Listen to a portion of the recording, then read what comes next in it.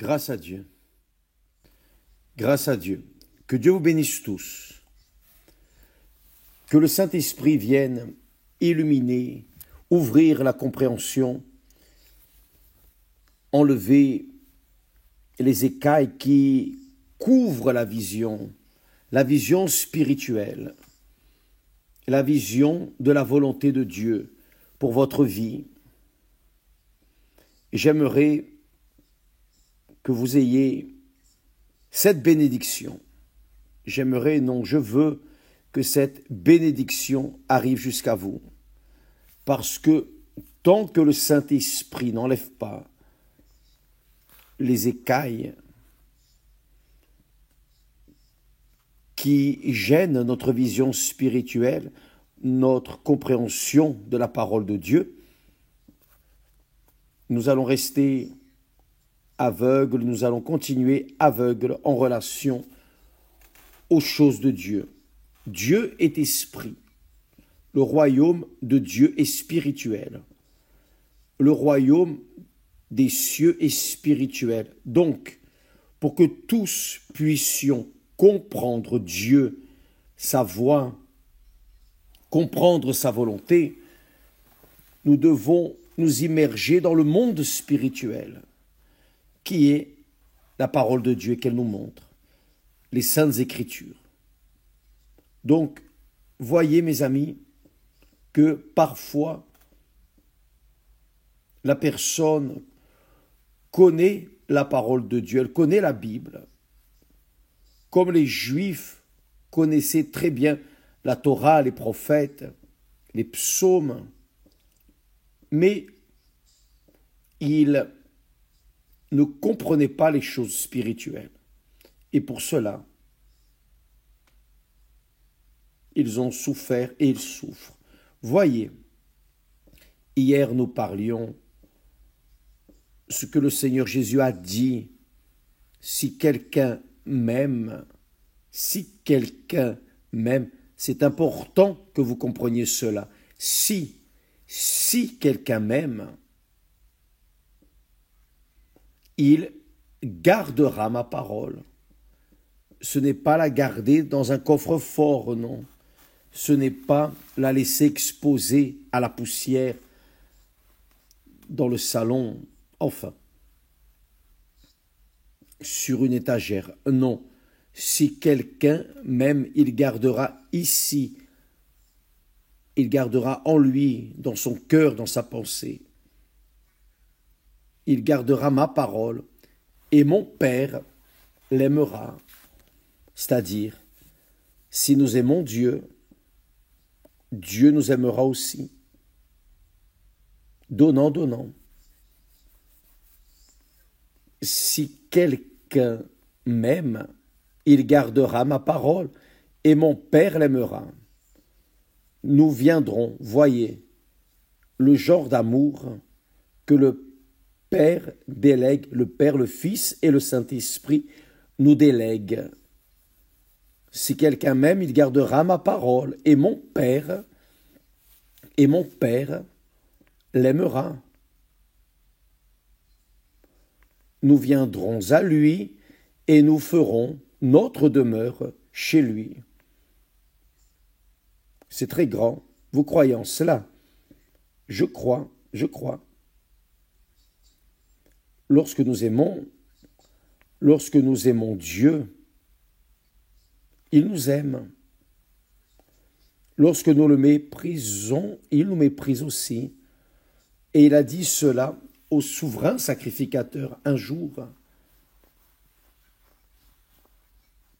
Celui qui m'aime, je l'aimerai. Celui qui m'aime, je l'honorerai. Celui qui m'honore, je l'honorerai. Celui qui me méprise sera méprisé. Il n'y a aucun doute. Donnant, donnant. Ne venez pas avec cette histoire. Ces religieux disent « Ah, mais ma grâce te suffit. » N'aimez pas et vous allez voir si cette grâce de Dieu va se produire. Donc, utilisez votre intelligence, mes amis. J'en appelle à votre capacité de raisonnement, ce qu'est utiliser l'intelligence. Lorsque nous passons des problèmes, des difficultés, lorsque nous aimons Dieu, il nous aime. Et le Père, le Fils et le Saint-Esprit viennent faire leur demeure en nous. Même ainsi, il va permettre des problèmes, des difficultés, des luttes, des tribulations. Il va permettre cela. Cependant, il permet les problèmes, les tribulations. Pourquoi? Pour notre bien. Il est Dieu. Il connaît le passé, le présent et le futur. D'ailleurs, pour Dieu, il n'y a ni futur ni passé. Il est Dieu et il est le présent pour toute l'éternité. Pour nous, il y a le passé, le présent et le futur. Mais pour Dieu, il est, tout simplement, il est. Donc il sait toutes les choses. Il sait que pour notre propre bien,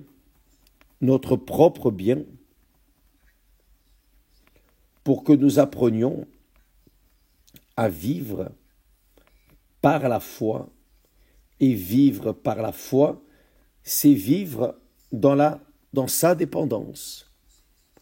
C'est ce que veut dire la foi. La foi, ce n'est pas fréquenter une église, une religion, aimer une religion, non.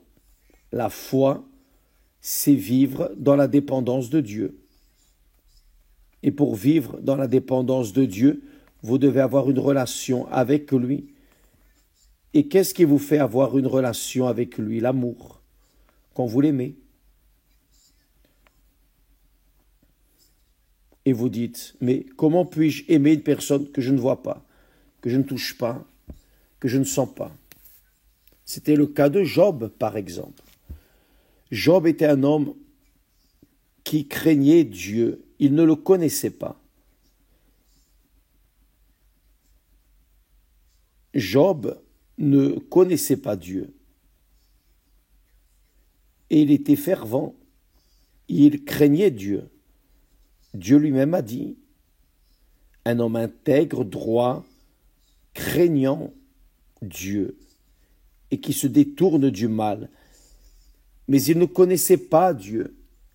Il ne le connaissait pas. Donc, pour qu'il vienne à le connaître dans toute sa grandeur et sa gloire, Job a passé ses problèmes. Mais voyez, l'apôtre Paul, parlant aux chrétiens romains, car vous savez que les chrétiens romains étaient idolâtres. Ils étaient diaboliquement idolâtres. Vraiment des païens, ils cultuaient le sexe. C'est cela. Soudainement, ce peuple a commencé à la lumière de Dieu. La lumière de Dieu a brillé, ils se sont convertis. Beaucoup de Romains se sont convertis. Mais évidemment, ils devaient passer des difficultés, des problèmes. Ils devaient avoir des tribulations pour pouvoir développer la foi, pour pouvoir développer leur dépendance de Dieu. Et nous passons cela. Je suis passé par là. Je peux en parler. Je peux vous parler à ce sujet. Nous suivons le Seigneur Jésus depuis 60 ans. Donc, j'ai déjà passé beaucoup de tribulations, beaucoup de luttes, beaucoup de problèmes. Qui a déjà vu le film Rien à perdre 1 et 2 sur Netflix ou pas, peut comprendre les luttes que nous avons eues. Mais toutes les tribulations, car nous sommes passés, pas seulement moi, Esther et moi, et toute la famille, toutes les tribulations que nous avons passées, que nous avons vécues, ont été pour notre bien.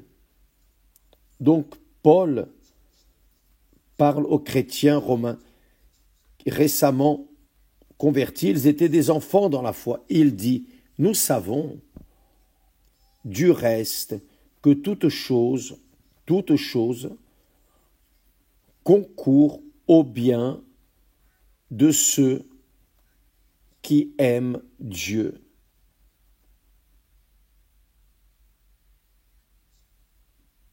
De ceux qui aiment Dieu. Aimez-vous Dieu? J'aime, oui, alors. Attendez des tribulations, des luttes, des difficultés. Mais soyez tranquilles. Tranquilles. Pourquoi? Parce que toutes ces tribulations, toutes ces difficultés, c'est pour votre bien, non pour votre mal, non pour vous tuer. C'est pour apprendre. C'est ainsi que nous vivons dans notre monde matérialiste. Quand l'enfant naît, les parents enseignent les enfants, mais il y a des moments où on ne peut pas enseigner l'enfant. Par exemple, l'enfant est en train d'apprendre à marcher. Elle veut être debout, marcher. Donc, elle se tient ici, elle se tient là, reste un peu debout et après elle tombe. On ne peut rien faire d'autre, c'est elle qui doit développer sa capacité. Et c'est ainsi que vous et moi, nous tous, nous avons appris à marcher. Nous avons appris à marcher en tombant. Vous voulez apprendre à faire du vélo, vous allez tomber. C'est la réalité. Nous voulons faire un cours universitaire. Nous allons devoir brûler les cellules grises, sacrifier, payer le prix. Donc, il dit clairement, et Paul, il avait des expériences de tribulation.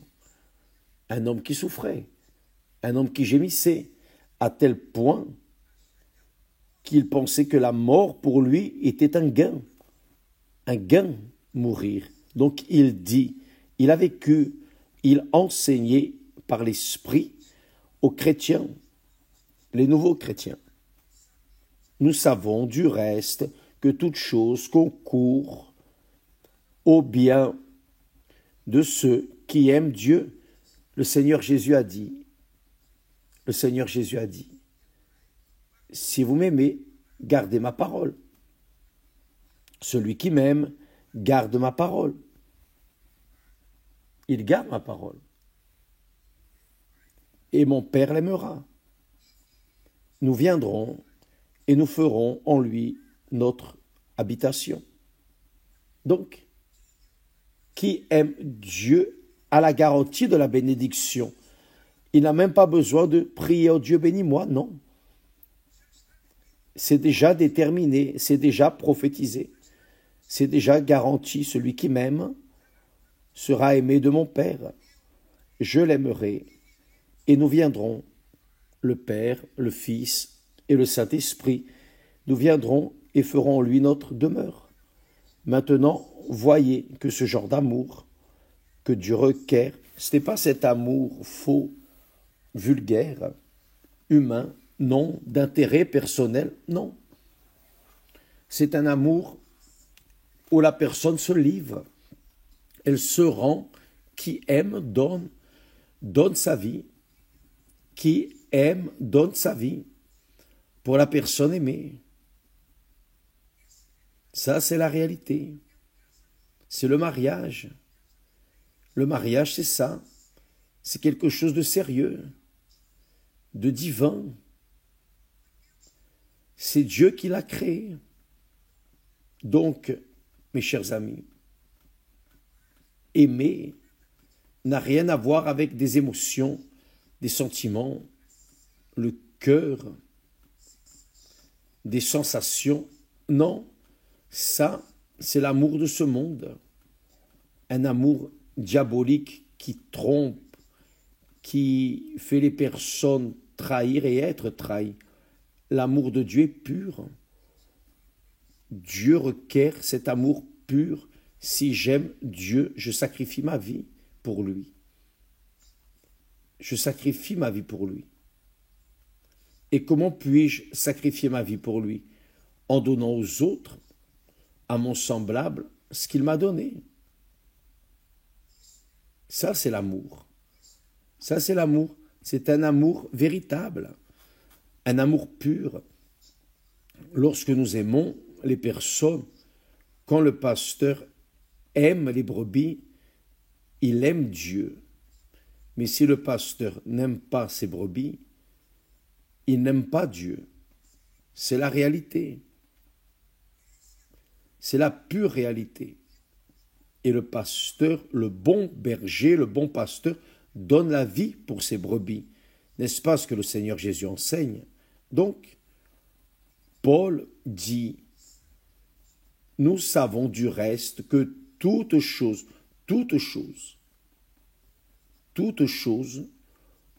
concourt au bien de ceux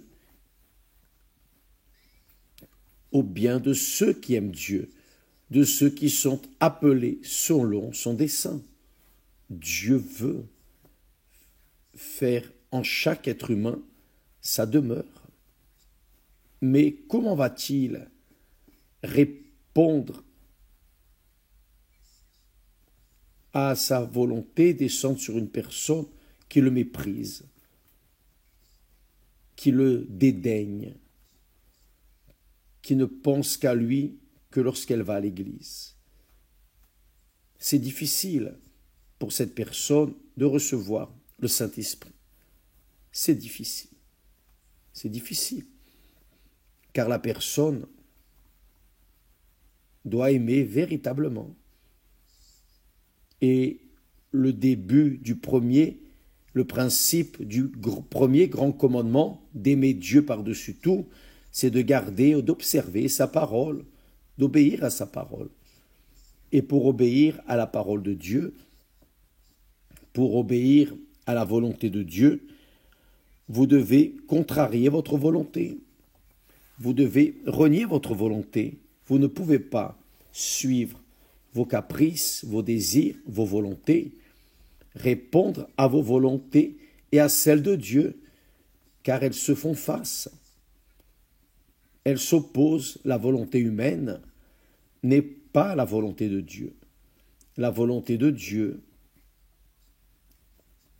est que nous ayons une vie disciplinée, d'ordre. C'est cela, mes amis. Et nous vivons dans quoi? Au nom du libertinage, qu'ils appellent la liberté du libertinage, au nom du libertinage, tout vaut, tout est valable, tout.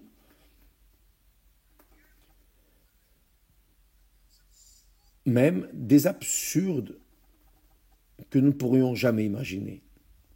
Ça arrive parce que les personnes aiment davantage elles-mêmes et elles veulent satisfaire les convoitises de leur cœur, leurs désirs,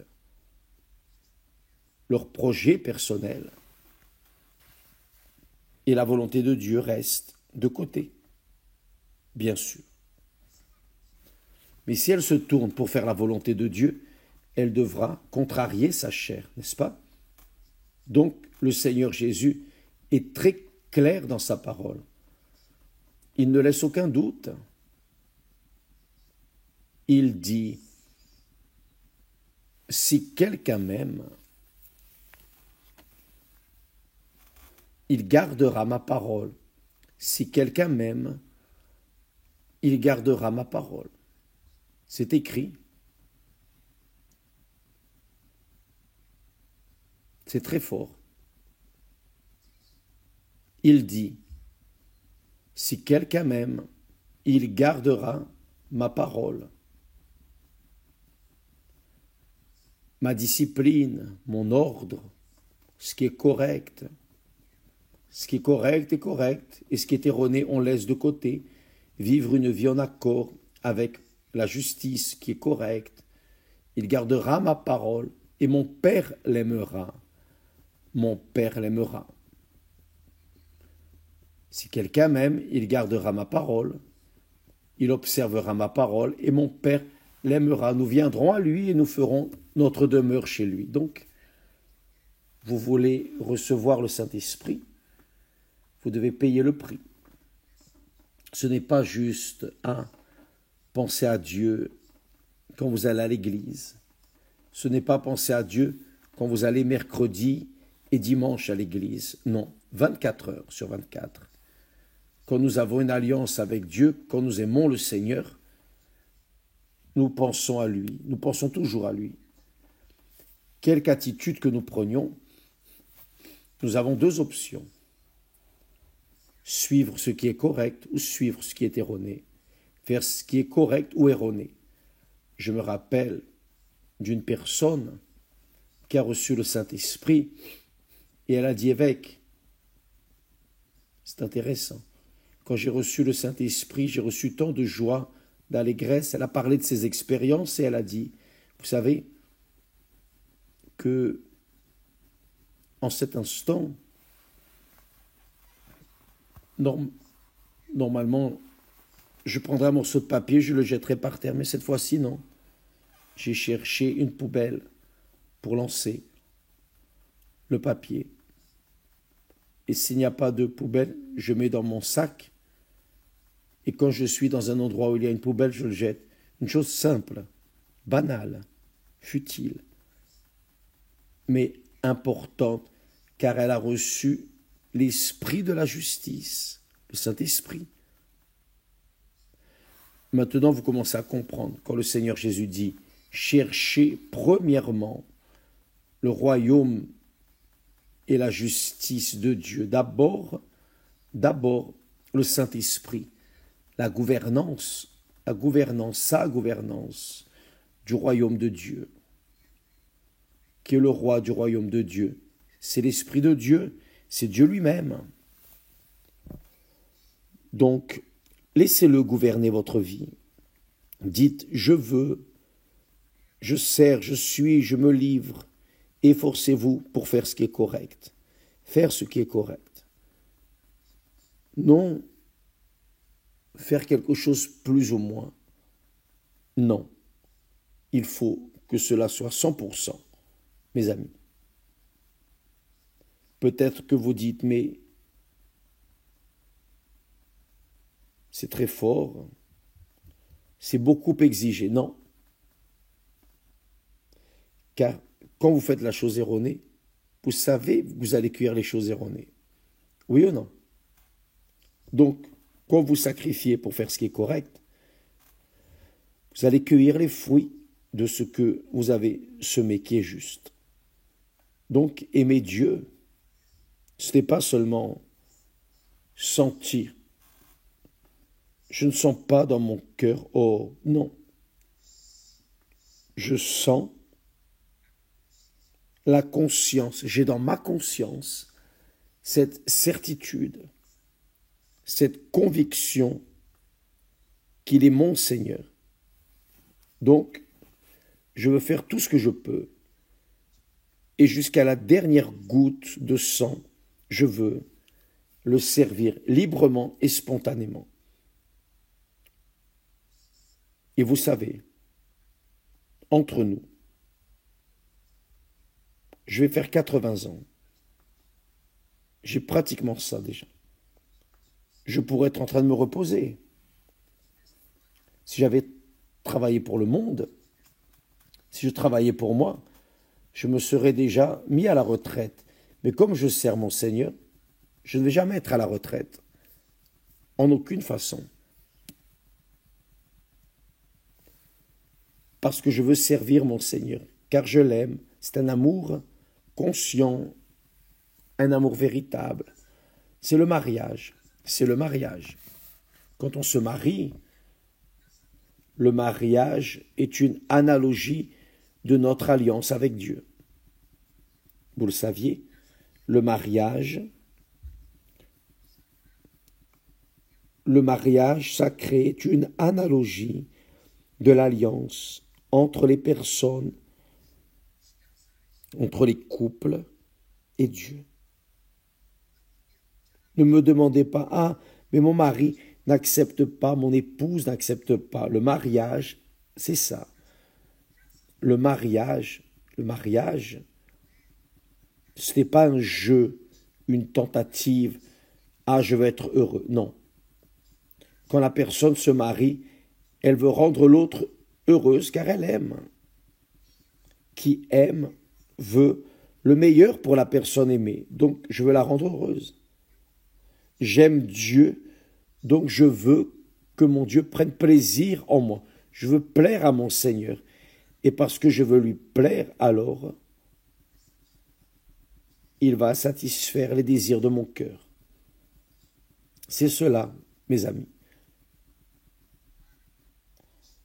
Pour que nous puissions marcher avec Dieu, vivre dans sa dépendance, dans la dépendance du Saint-Esprit, nous devons passer par des afflictions, beaucoup de difficultés. Nous tous, nous passons, je passe. Nous tous, nous passons. Nous tous, nous passons. Et ce ne sont pas des tribulations qui nous mènent à la mort, ce sont des tribulations qui nous mènent à une maturité spirituelle,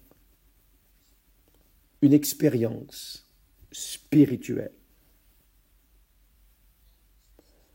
Paul avait cette expérience et il parle. Et nous savons que toute chose concourt au bien de ceux qui aiment Dieu. De ceux qui aiment Dieu. Si vous aimez Dieu et vous passez par des tribulations grâce à Dieu. Donc, j'aime Dieu. Je sais que les tribulations que je passe, que nous passons, grâce à Dieu, c'est pour notre bien. Cela nous rend expérimentés. Cela nous enlève de cet âge immature, infantile, qui pour une moindre chose pleure. Quand vous êtes expérimenté, vous demeurez ferme, vous êtes ferme dans la foi, car vous savez, vous avez la conviction que votre Rédempteur vit. Alléluia. Avez-vous compris? Job est un exemple parfait de ce que nous parlons. Il aimait Dieu, même s'il ne l'avait pas connu. Mais après être passé par ce qu'il est passé, il a dit, maintenant je sais que tu existes, maintenant je sais, maintenant je te connais. C'est ce qu'il a dit. J'entendais parler de toi, mais maintenant, mes yeux te voient. Alléluia. C'est cela, mes amis. Vous passez des difficultés, des problèmes. Quel est votre problème? Quelle est votre situation? Vous aimez Dieu. Alors si vous aimez Dieu, il vous a donné la foi pour attendre, confier en lui. Tout cela va passer. Je me rappelle de la parole d'un artiste plastique que nous connaissions. Il est mort déjà, mais au moment de la douleur, de l'angoisse, il a dit, je lui parlais, désespéré, je ne sais pas quoi faire. Il est arrivé vers moi et a dit, il a pris ma main, il a dit, Dieu est avec toi, tu vas passer. Il était très expérimenté. Dieu est avec toi. Vous savez, cette photographie, ce portrait que j'ai à la maison, beaucoup de personnes pensaient que j'étais maçon, et choses de cette nature. Ce portrait de Marc, c'est un portrait de lui, l'évangéliste Marc. Il m'a dit, Dieu est avec toi.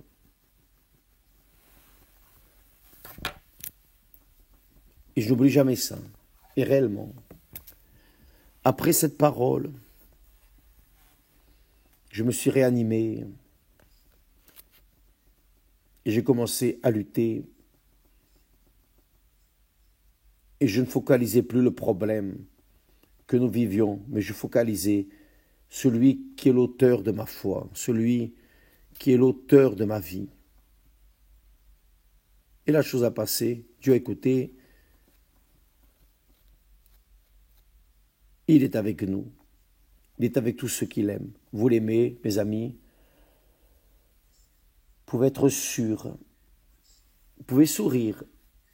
Le diable veut que vous vous plaigniez, que vous lamentiez. Ne faites pas ça, ne faites pas ça, non. Plutôt, rendez grâce à Dieu. En tout, rendez grâce à Dieu. Vous souffrez, vous gémissez, mais vous aimez Dieu, alors grâce à Dieu. Maintenant, si vous gémissez, souffrez, mais vous n'aimez pas Dieu, je ne vais pas dire, je ne sais dire, je ne peux parler que ce qui est écrit. Celui qui m'aime, mon Père l'aimera. Mon Père l'aimera. Et nous viendrons, mon Père, moi, le Saint-Esprit, nous viendrons et ferons notre demeure en lui. Maintenant, qui ne m'aime pas, ne garde pas mes paroles. Il ne dit rien d'autre. Il ne m'aime pas et ne garde pas ma parole, donc il sait déjà. Je ne peux rien faire. Tu vas rester seul. Mais qui m'aime a ma parole, que je ne le laisserai pas seul. Et Paul confirme cela. Tout coopère pour le bien de ceux qui aiment Dieu. Que Dieu vous bénisse et à demain, au nom du Seigneur Jésus. Grâce à Dieu.